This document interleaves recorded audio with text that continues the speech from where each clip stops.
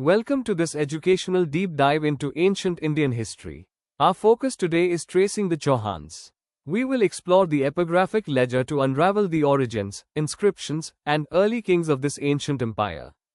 Historians, bards, and ancient inscriptions offer six conflicting lenses regarding the origin of the Chauhan dynasty. Let's explore these perspectives. The Agni Kund theory claims they were born from the fire altar. Some texts trace a Suryavanshi or solar lineage. Others point to a Chandravanshi or lunar lineage. There is a theory of Brahmin or priestly descent. Some scholars argue for a foreigner origin with Central Asian roots.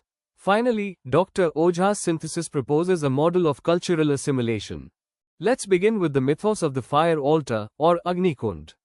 According to Chandrabardai's epic tale, Prithviraj Raso, Rishi Vasishtha organized a yagya on Mount Abu to defeat enemies. The text claims four Rajput clans emerged from the flames: Chauhan, Chalukya, Parmar, and Pratihara. However, modern historians interpret this unscientific myth as a symbolic ritual. It likely represents an Agni ritual, designed to absorb tribal leaders or foreign warriors into the Kshatriya caste to defend against external invasions following the pacifist eras of Buddhism and Jainism. Moving to celestial lineages, we find a divide between the sun and the moon.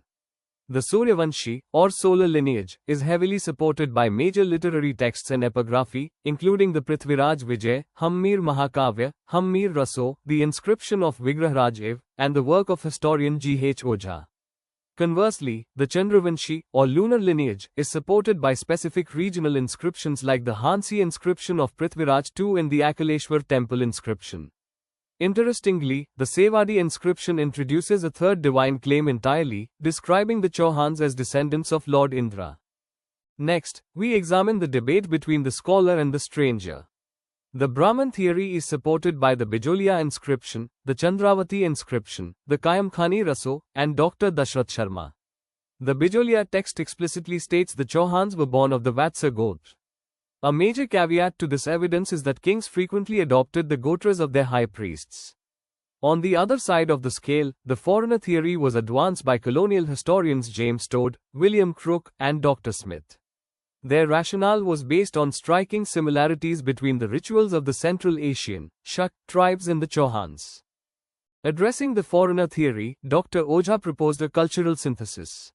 He noted shared traits between the groups such as attire and profession, sun and fire worship, arms worship, and yagya ceremonies and sati rituals. However, Dr. Ojha firmly argued that correlation does not equal foreign origin. He proposed that these shared practices actually symbolize the propagation of indigenous Aryan culture into Central Asia, not the foreign origin of the Rajputs.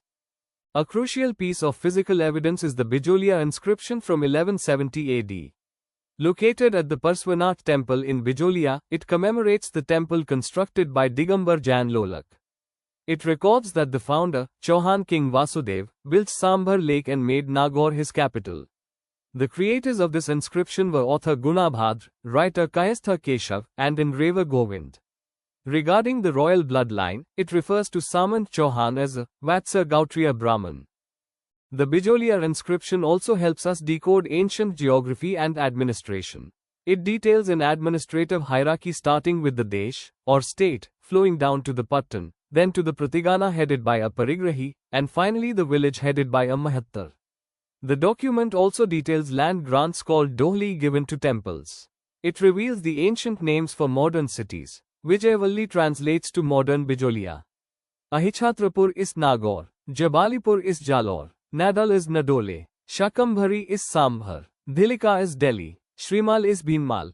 Another key artifact is the Ajmer tablet, the inscription of Vigrahraj. Preserved in the Rajputana Museum in Ajmer, it makes four definitive claims about Chauhan ancestry. They were born in the Malawar dynasty. They were born in the Ikshwaku clan of the Sun dynasty. They were born in the clan of Kush, the younger son of Lord Rama. The Adi Purusha of the lineage was named Chaman. Let's look at their homeland, known as Sapadaliksha. Key locations in this region included Ahichatrapur, or modern Nagaur, Anant Pradesh, and Pushkar. According to the naming theory by historian Ramkarna Asopa, the dynasty earned the name Chahman because they resided around the Sambhar Lake region. The Genesis king of the dynasty is considered to be Vasudev. According to the Prabandh Kosh, he established the Chauhan state in Sapadliksha in 551 AD. Furthermore, the Bijolia inscription credits him with the construction of the massive Sambhar lake. He is also recognized for establishing the first true capital at Hichatrapur, which is modern-day Nagaur. A major turning point occurred with Guvuk I, who broke the chains of vassalage.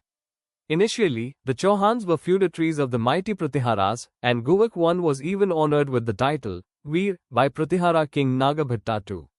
However, transitioning to a sovereign, Guvuk I decisively refused subordination to Nagabhatta II and emerged as the first independent Chauhan king. The era of Chandanraj and Vakpati Raj was marked by dual focuses, devotion and conquest. During Chandanraj's era, Queen Atmaprabha, also known as Rudrani, demonstrated fierce spiritual devotion. She was a devotee of Shiva, skilled in yoga, and worshipped daily by lighting 1,000 lamps at Pushkar Lake.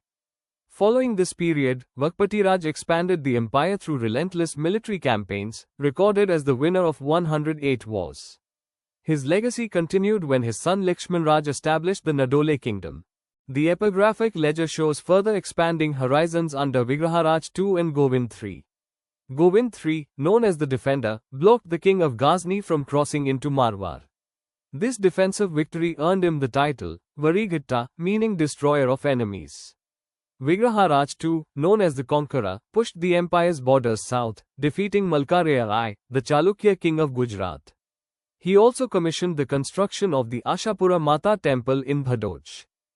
The foundation of this empire stretches from mythic origins, like the Agni Kund solar lineage, to Vasudev founding Sapadliksha in 551 AD. It continues with Guvuk I breaking from the Pratiharas to claim independence, Vakpatiyaraj's expansion through 108 victories, and Govind II's successful defense against Ghazni. This history leads right up to the creation of the defining Bijolia inscription in 1170 AD. From disputed mythical origins to an undisputed independent empire, the epigraphic ledger of the Chauhans reveals a dynasty forged in war, devotion, and monumental ambition. If you find this content interesting, please like, share, subscribe and press the bell icon.